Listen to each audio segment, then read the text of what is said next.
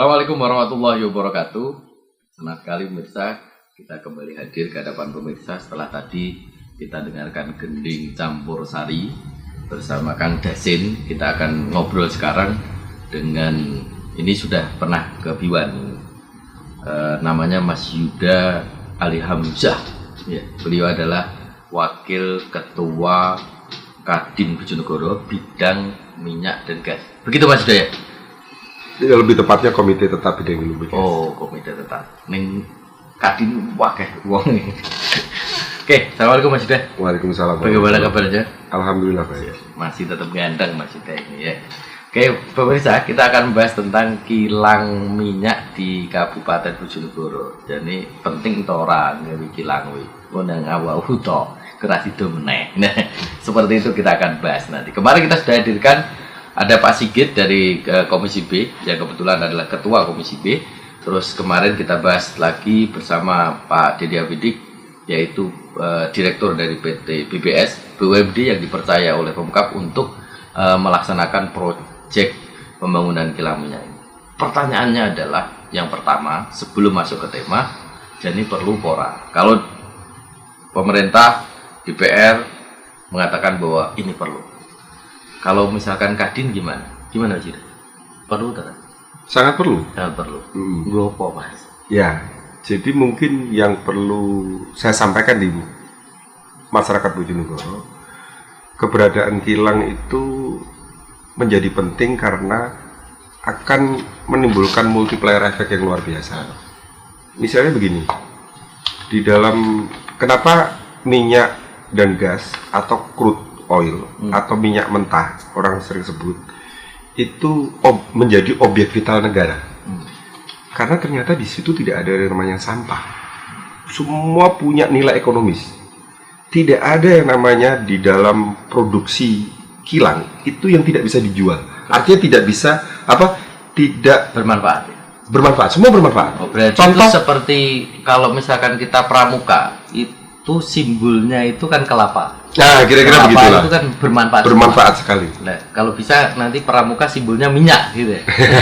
Khusus Bojonegoro. Iya. Bisa saja itu.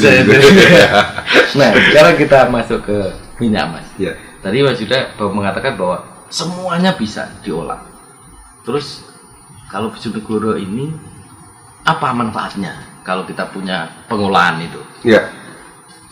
Kita ambil contoh satu aja ya. Keberadaan di Bojonegoro itu ada hulu dan ada hilir.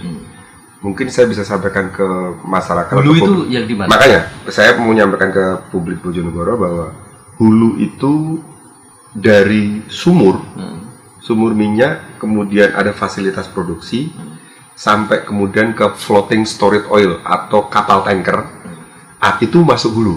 Floating storage FSO, floating storage oil. Kuwi basa Jawane pusat penyimpanan. Nah, betul. Dan itu ada di lepas pantai 23 mil. Dan itu masuk hulu. Kalau hilir itu setelah proses produksi CPF atau kalau di GOB terkenal CPA, itu ada pipa kemudian masuk ke CPA itu Central Processing Area. Kalau di Exxon Central Processing Facility. Jadi fasilitas proses pusat pengolahan. Nah, itu crude menjadi murni kemudian masuk menjadi di dalam kilang. Contoh Triwahana Universal, TWU itu sekarang produksi 16.000 barrel. Dia bisa menghasilkan banyak sekali produk. Selain high speed diesel atau orang menyebutnya solar, nah itu sudah masuk hilir. Hilir. Nah, kegiatan hilir itu justru itu yang kemudian masyarakat bisa terlibat aktif di dalamnya melalui proses tradingnya, melalui proses misalnya trading itu jual ya totolan, jadi totolan minyak gitu. Dihilir. Keberadaan hilir itu akan menyerap banyak sekali aktivitas bisnis, tidak hanya konteks tenaga kerja, tapi aktivitas bisnis. Tracking contohnya. Tracking itu transport. Nah, pasti akan membutuhkan itu. Hal lain misalnya produk turunan HVGO. HVGO itu salah satu cikal bakal pembuat parafin. Parafin ini ganggu. Parafin itu buat lilin. Oh, lilin. Lilin atau campuran untuk membatik. Kita lagi mengutamakan bahwa Indonesia Batik. adalah batik gitu misalnya. Dan itu produk di sini bisa. Nah, bayangan saya, kepikir saya kalau keberadaan kilang itu bukan kilang swasta, tapi Bojonegoro yang lead.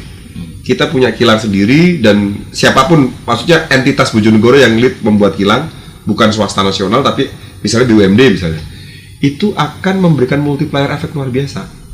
Jadi misalnya ada kawasan industri, turunannya tidak perlu dijual ke luar negeri atau tidak perlu dijual ke mana-mana, cukup di Bojonegoro. Kita buat kawasan industri menunjang daripada keberadaan kilang itu sendiri.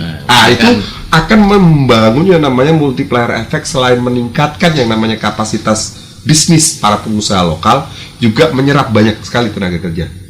Tidak hanya HVGO, ada SRG, straight run gasoline. Itu bahan utama untuk membuat kondensat, thinner dan cat. Jadi produknya itu bisa untuk bahan membuat parafin. Parafin ini juga polilin. Terus ada bosonnya yang soalnya Mas. Ya, SRG itu SRG straight run gasoline itu untuk buat thinner, cat. Artinya itu bisa jadi pabrik thinner. Iya. Bisa jadi pabrik. Nah, selama ini saya melihat bahwa Triwana Universal itu mengangkut SRG di luar Bojonegoro. Nah, alangkah eloknya kalau ada industrialisasi berbasis crude, berbasis minyak mentah. Dan itu akan memberikan multiplier efek luar biasa. Ternyata banyak ya. Banyak sekali yang bisa. Artinya ketika kita buat kilang, maka itu akan ada banyak sekali aktivitas bisnis yang mengikuti ya. Betul. Sebenarnya banyak banget ini. Banyak, luar biasa perlunya ya. Tapi yang bisa bora. Oke pemirsa, nanti kita akan lanjutkan setelah jeda iklan berikut ini.